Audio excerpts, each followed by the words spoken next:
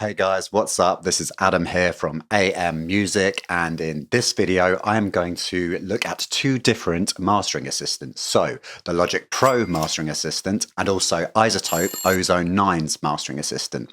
Now, Ozone 9 is a little bit dated now, but I think this will still be an interesting comparison just to see how two different AI mastering systems work. So let's just jump straight into it and let's have a look. Okay, so here I am in Logic Pro. I've got a track I'm working on. I'm almost finished with the mix and I just want to kind of see how a rough master would sound on it. So I've been mixing into a compressor, so that stays. And I've got a meter down here just so I can see different levels, like my RMS, my UFS. And so let's just have a listen to the track clean.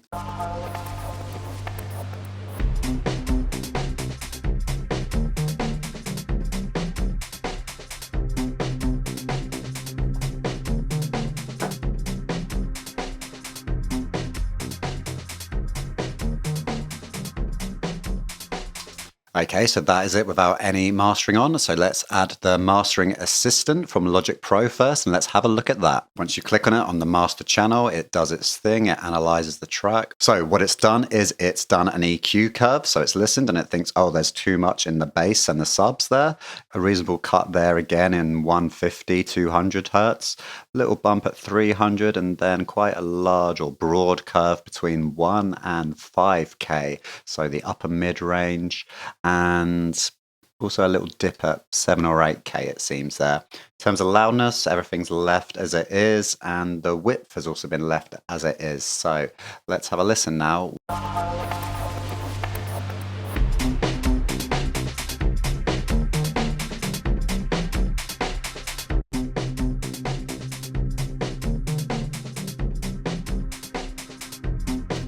Okay, so immediately it is louder. That's the one thing that's very obvious. But also I feel like the low end is a bit cleaner, a bit clearer. So although it's taken out a fair bit, it now sounds like there's more clarity in that low end. I can hear the sub and the bass. There's a bit more separation between the two. Let's listen a bit more.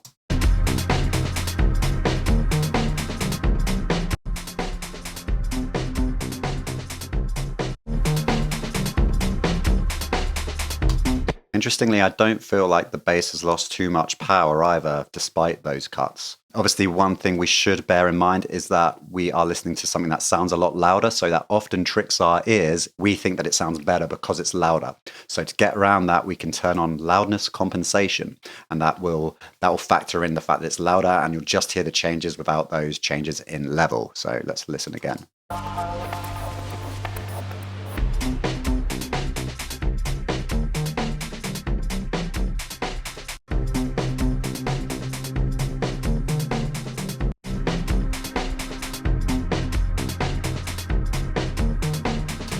Okay, so yeah, now with the loudness off, it still sounds better to my ears. So I think what this EQ curve is doing is definitely working. So I think that there's a bit more clarity in those mid-range, that upper mid-range there for sure.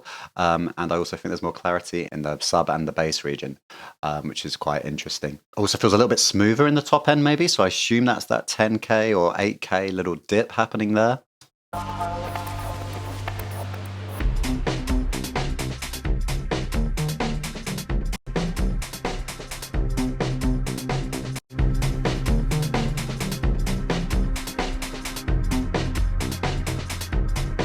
Yeah, definitely hear that separation in the sub and the bass a lot better than before.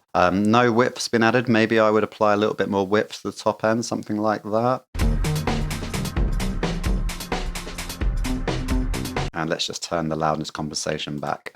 In terms of loudness, I actually think it's quite good where it is. I don't really want to push it too hard. This track isn't super in your face anyway, so I don't want to be too strong in the dynamics. I don't need too much loudness. It has an airy, ambienty feel despite the breakbeat, so I'm happy to keep that where it is. So yeah, I quite like what the mastering assistant has done here, to be honest. Now let's compare it to Izotope. Ozone 9, stereo, turn off the mastering assistant, and we're going to go master assistant. Let's go modern, let's go medium, and let's go streaming and hit next, and then you have to hit play. So let's have a listen now.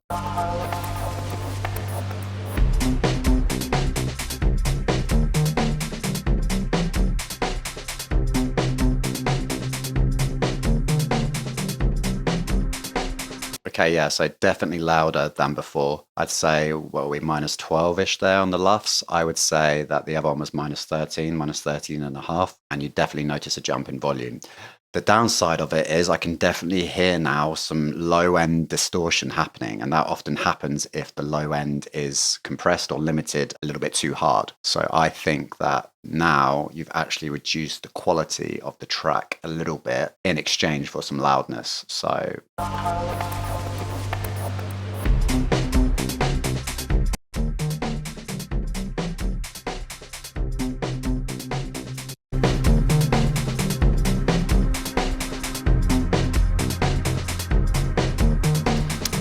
yeah, so that's interesting. So the EQ is obviously cutting out the lows, similar to how it was in the mastering assistant. It's just done it on a broad, low shelf rather than certain areas targeted. So I don't think the separation between the low end is as good as you got from the mastering assistant. Another thing I noticed as well is I feel like the kick drum now is sticking out a bit too much. You hear a bit more reverb on that kick drum, and I don't like the tonality of it, as well as there definitely being some very low level distortion happening in there. We've also got dynamic EQ taking out some other little bits. What have we got? 250, 440. A little bit of kind of hi-hattiness at the top for 5.5. And then a low shelf also kind of taking away some of that airiness.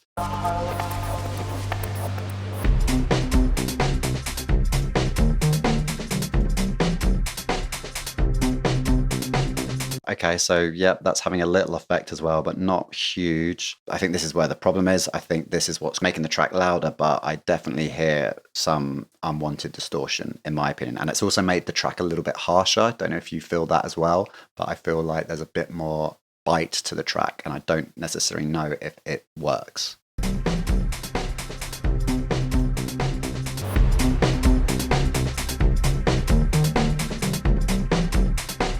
Drums do feel really upfront now.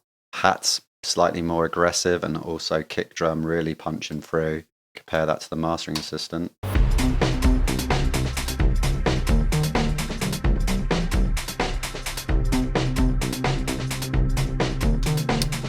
Okay, so less weight there for sure, but it's also probably just from the volume. So I feel like if I turned the loudness up and matched it a bit more, then it would sound a bit closer. But the actual quality of the track, the actual overall sound, the overall tone of the track, I prefer in this mastering assistant. So I'm just going to try and turn it up a little bit.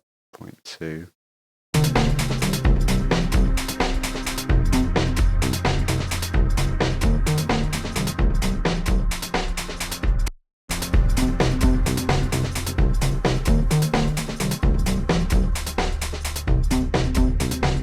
Yeah, I just feel like there's that loss of clarity with the ozone in that low end.